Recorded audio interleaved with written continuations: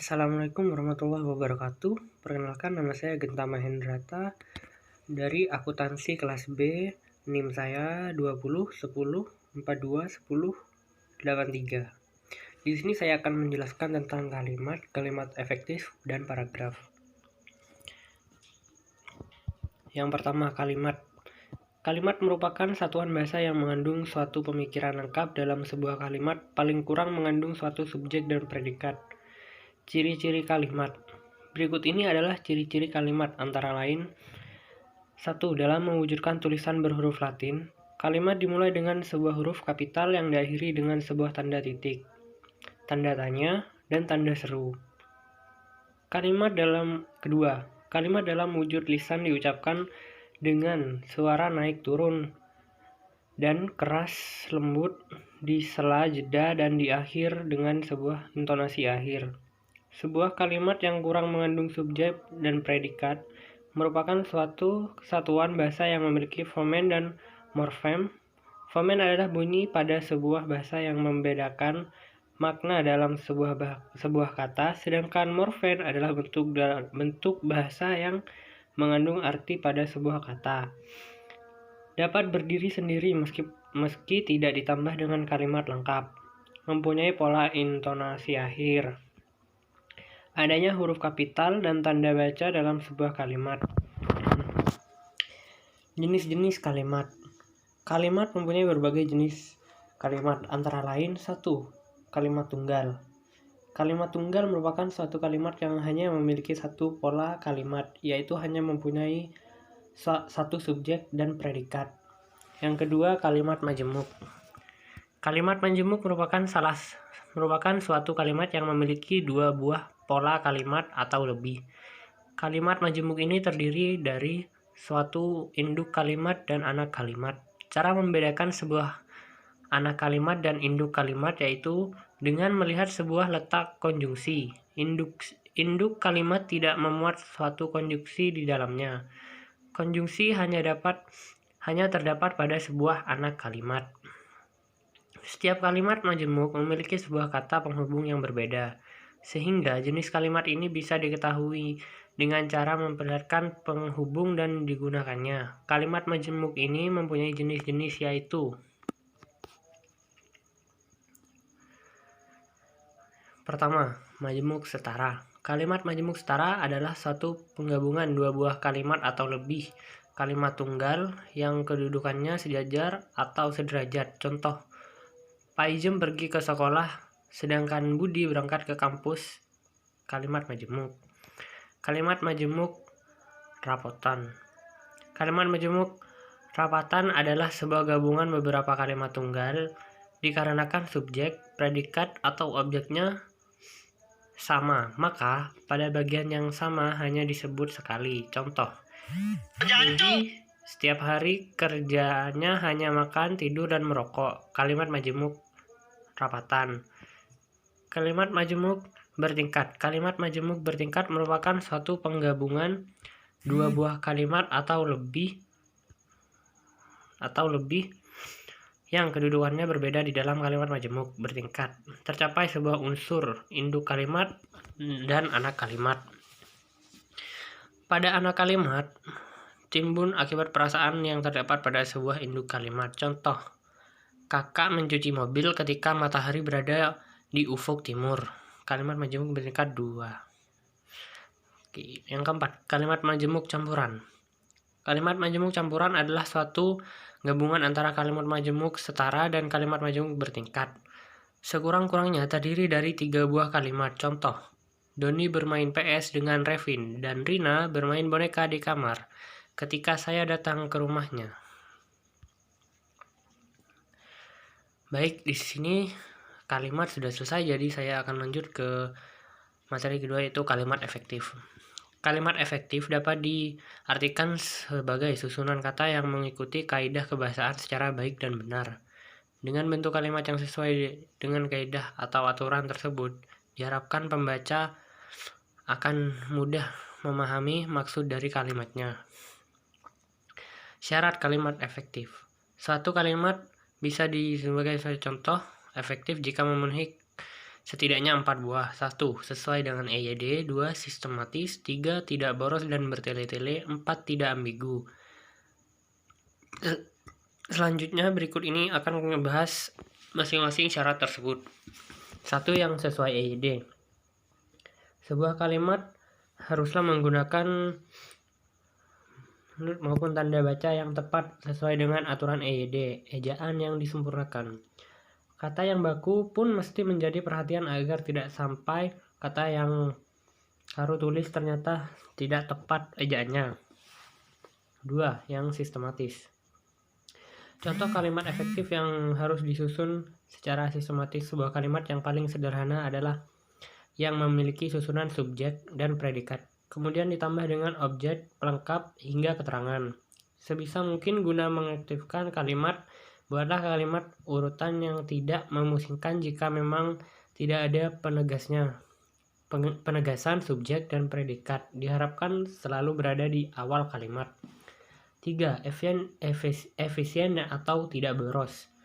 Tetap ingat bahwa kalimat efektif harus disusun secara efektif dan tidak bertele-tele.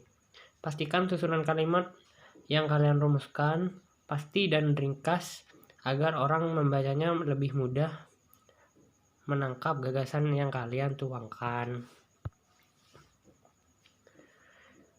4. Tidak ambigu. Contoh kalimat efektif harus menyampaikan kalimatnya secara jelas tanpa ambigu. Contoh kalimat efektif. Berikut ini adalah contoh kalimat efektif yang telah kami kumpulkan dari berbagai sumber. Yang pertama itu ada Aris membeli pulsa untuk kakaknya. Terus yang kedua, setiap kali mereka bertemu, mereka saling berpandang-pandangan. 3. Sinta sedang menginvestasikan percobaan kantor. 4. Para wanita perlu berhati-hati jika melewati lorong, dan seterusnya, sampai contohnya di sini ada 10 ya. Baik, kalimat efektif telah selesai. Saya akan melanjutkan ke paragraf. Paragraf adalah suatu rangkaian kalimat yang memiliki suatu gagasan utama dalam artikel maupun model tulisan lainnya. Teman-teman pasti sudah tahu, tidak asing menemukan rangkaian paragraf yang berisi tentang keseluruhan isi dari tulisan tersebut. Terdapat berbagai jenis paragraf yang diklasifikasikan menurut letak gagasan utama dan menurut tujuannya. Jenis paragraf menurut letak gagasan utama. Berdasarkan letak gagasan utama, paragraf dapat dibagi menjadi 3 jenis, yaitu sesuai berikut. 1. Paragraf deduktif. Jenis ini memiliki gagasan atau pikiran utama di bagian awal rangkaian kalimat. Biasanya pada kalimat deduktif, gagasan utamanya berada di kalimat pertama. Sementara itu, kalimat-kalimat lain berisi penjelasan yang mendukung gagasan utama yang telah dipaparkan di awal. Yang kedua, paragraf induktif. Berkebalikan dengan yang sebelumnya, gagasan utama pada jenis paragraf induktif baru bisa ditemukan di bagian akhir dari rangkaian kalimat yang lebih sering berada kalimat terakhir. Gagasan utama di akhir ini bersifat menyimpulkan inti dari kalimat-kalimat penjelas yang berada di kalimat sebelumnya. Paragraf campuran. Yang dimaksud paragraf campuran adalah gabungan gagasan utama yang berada di awal dan akhir rangkaian kalimat. Gagasan di awal biasanya berupa inti pemikiran dari paragraf tersebut. Sementara itu, di bagian akhir kembali ditekankan mengenai gagasan utama dengan kalimat yang mungkin saja berbeda dari kalimat gagasan utama di awal. Jenis paragraf menurut tujuannya. Isi dan paragraf tentunya memiliki berbagai tujuan, ada yang sifatnya memaparkan, mengajak, menurut, dan lain-lain. Berdasarkan tujuan dari isi paragraf dapat dikelompokkan menjadi 5 jenis. Yang pertama adalah paragraf narasi.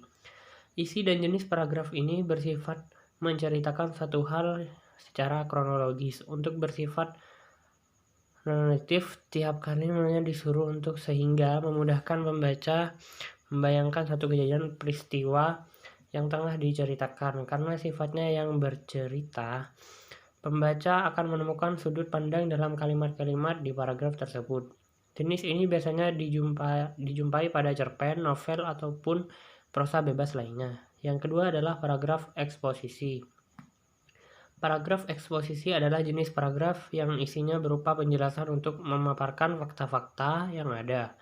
Karena fakta yang menjadi dasarnya tulisan-tulisan eksposisi cenderung bersifat ilmiah. Tujuannya adalah memberikan informasi yang detail kepada pembaca. Ciri-cirinya adalah memiliki fakta yang jelas dan berita ataupun penelitian yang tidak mencampurkan pendapat penulis. Di dalam model seperti ini cenderung dijumpai pada artikel-artikel berita. Paragraf yang ketiga adalah paragraf argumentasi. Jenis paragraf yang bertujuan memberikan pandangan kepada para pembaca ini tidak hanya mengaji fakta ataupun isu permasalahan dalam isinya, namun juga memberikan pendapat-pendapat dari sang penulis. Jadi, data maupun fakta hanyalah pelengkap dari opini sang penulis. Pada jenis paragraf argumentasi akan dijumpai kesimpulan dari rentatan pendapat penulis di dalam rangkaian kalimat tersebut. Kesimpulan tersebut cenderung diletakkan di akhir paragraf. Yang keempat adalah paragraf persuasi. Hampir sama dengan paragraf argumentasi, paragraf persuasi biasanya menampilkan pendapat-pendapat dari sang penulis terhadap suatu berita atau isu tertentu. Perbedaannya, kalimat-kalimat yang isinya bertujuan memengaruhi pembaca ini cenderung mengandung kata-kata ajakan atau imbuhan seperti ayo dan mari. Kata dan gaya bahasa yang digunakan pun dipilih yang semenarik mungkin untuk semakin meyakinkan membaca atas ajakan tersebut. Yang kelima adalah paragraf deskripsi. Jenis paragraf yang satu ini bertujuan membuat pembaca dapat merasakan ataupun membayangkan hal yang dideskripsikan secara jelas dan nyata, seolah-olah pembaca dapat melihat, mendengar, ataupun mengecap objek yang dijelaskan tersebut. Karena itulah isinya merupakan gambaran lengkap dari sebuah objek yang disusun dalam kalimat-kalimat. Sekian penjelasan dari saya, kurang lebihnya mohon maaf. Assalamualaikum warahmatullahi wabarakatuh. Terima kasih sudah menyimak.